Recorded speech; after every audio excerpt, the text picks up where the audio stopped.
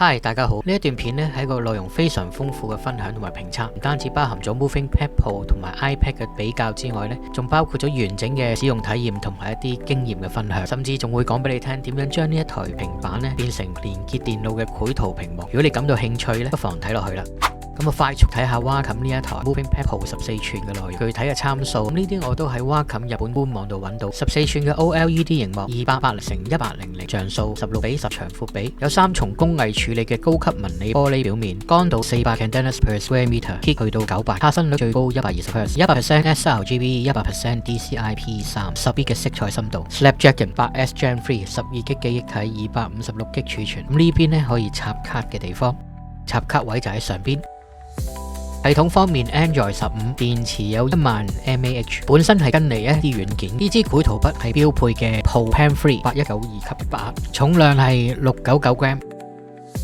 咁講到平板去畫畫，大家肯定會諗到 iPad 噶啦。咁 Wacom 今年已經正式踏入咗平板嘅領域，先後推出咗2款嘅 Moving Pad。咁喺我手上呢一台就係佢哋而家旗艦14寸平板電腦，旁邊呢一台係 iPad Pro 11寸。咁我從多個角度同大家分享一下呢兩款喺唔同生態、唔同筆技術嘅平板咧喺畫畫方面嘅體驗嘅。咁平板畫畫咧，首先離不開咧就係筆啦。Apple 嘅筆係採用電容技術 ，Wacom 嘅咧就係電池筆技術。電容筆嘅特點就係裏邊有電池嘅，一旦冇電咧就唔能夠畫畫噶啦。電池筆就唔同啦，佢唔單止係冇電池，而且係做得非常之輕嘅。咁呢兩支筆喺我手上咧，明顯嘅重量係有差別嘅。咁呢支 Wacom Pro Pen 3裏邊仲有啲特別嘅地方嘅，就係因為佢唔需要擺電池喺裏邊啦，所以喺裏邊咧容量係特別大嘅。呢裏邊就變成放筆尖嘅地方，咁裏邊放咗3支唔同 texture 嘅筆尖，包括用緊嘅黑色毛氈筆尖啦。咁另外有灰色嘅碳纖維 POM 筆尖，同埋最新改良嘅灰白色 POM 筆尖。咁因應個人嘅習慣同喜好去選用嘅。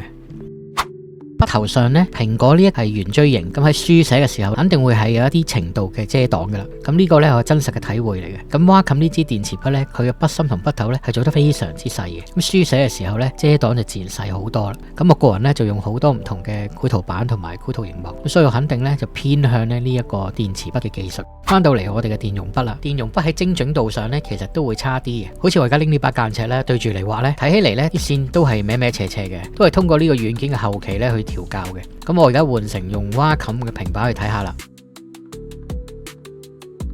非常順滑，一筆成形嘅。咁喺壓感方面呢 Wacom 呢次配搭最新嘅 Pro Pen 3啦，8192級嘅壓感嘅。而蘋果方面呢，唔理係幾多代嘅筆呢，其實佢壓感上嘅變化呢都唔係特別大。再疊加呢個電容筆同電池筆嘅話呢，咁 Wacom 呢支筆呢可算話係完勝噶啦。熒幕方面，咁喺我手上呢一台 iPad Pro 呢係標準嘅鏡面玻璃嚟嘅。如果你係用一個普通嘅 Mon 貼嘅話呢，佢嘅反光呢係非常明顯嘅。咁喺使用過程裏邊呢，我會用 Mon 貼減少鏡面嘅反光，但係我試咗市場上都好多唔同嘅 Mon 貼，老實講呢都唔係特別好嘅。好多時用咗 Mon 貼之後呢，就會有 screen noise 嘅情況。總括嚟講呢，我都唔係特別滿意。咁如果你想要啲納米玻璃嘅話呢，最低標準呢都係要 M4 處理，1TB 嘅容量，價格上都係唔同嘅檔次嚟嘅。咁 Wacom 呢一台14寸嘅平板，較佢早前推出嘅11寸嘅版本呢，增加咗個 AR 抗反射嘅功能。而家佢係一個3重功效 AR AGAF 高級紋理玻璃面嚟。我而家用蘋果相機加上室內嘅自然光咧去拍攝呢兩部平板。iPad Pro 雖然係 LCD， 但由於佢鏡面玻璃通透度都非常之好嘅，就算係 LCD 嘅熒幕呢，又喺顏色嘅顯示上呢都係非常出色嘅。再對比一下 Wacom Moving Pad Pro 嘅 OLED 熒幕，咁 OLED 就真係 OLED 級數啦。顏色嘅鮮豔度咧完全係唔一樣，而且佢呢一部咧係經過3重工藝處理嘅玻璃，咁清晰度方面咧真係冇任何嘅問題啦。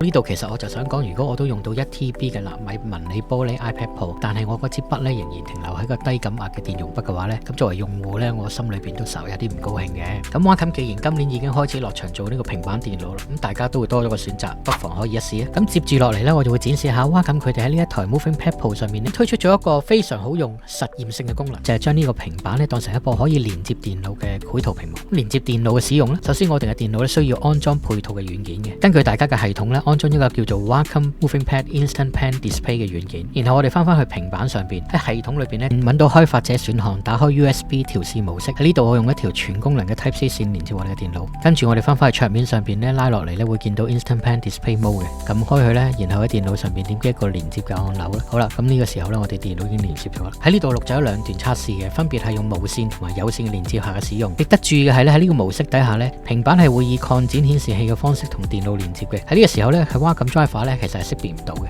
筆上邊嘅快捷鍵咧係使用唔到嘅。咁無線連接下咧係有稍微嘅延遲嘅，咁但係都係接受範圍內，冇明顯 lag 嘅情況出現。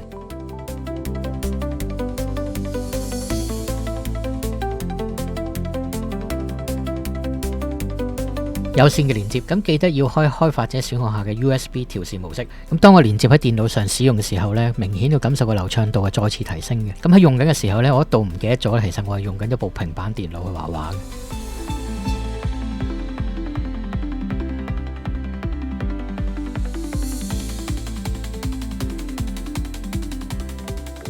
咁總結一下呢個實驗性嘅功能啦。咁我開始嘅時候咧都冇抱太大嘅期望嘅，但用落嚟咧確實係唔錯嘅。咁所以講咧，大家如果想將呢個平板電腦咧當成一個繪圖屏幕去使用嘅話咧，係完全 OK 嘅。咁當然建議係用有線連結嘅方法去使用啦。更加好嘅地方咧就係 Wacom做一個繪圖筆嘅向下兼容嘅。呢度咧準備咗一支 Wacom One 嘅筆，只要我喺設置裏邊咧打開呢個筆嘅設定啦，揀翻壓緊筆，咁容許呢個標配以外嘅壓緊筆將佢打開。咁去到我哋嘅繪圖軟件咧，咁呢支就係 Wacom 嘅 Pro Pen 3啦。呢支就係 Wacom One 嘅筆，咁係可以正常使用嘅。咁 Wacom 嘅軟件流程方面係做得非常之唔錯嘅。喺呢度我示範一下啦。咁喺熄咗芒嘅情況下呢，一掂一掂個芒呢，其實佢就會即刻開咗 Wacom Canvas 呢一個草圖軟件嘅。咁然後呢，可以直接導入去 CSP 繼續加工嘅。假設我哋已經畫完呢一幅畫呢，咁我掣 save 咗之後呢，就可以翻到去呢個 Wacom 嘅 Wacom Shelf。咁呢一個 app 呢，其實就管理晒所有我哋畫過嘅畫嘅。咁可以睇到我最新畫嗰張畫呢，已經顯示咗出嚟嘅。咁好多謝你哋嘅耐心去睇到呢一度為止啦。咁呢一條片呢，其實我由朝拍到晚嘅。如果你哋對呢一個 Android 嘅平板感到興趣呢，亦都不妨一試嘅。咁 Wacom最新出呢一部 Moving Pad Pro 14寸呢，我覺得你無論喺佢嘅繪圖筆啦、軟件方面呢，做得非常平衡。好多謝晒，拜拜。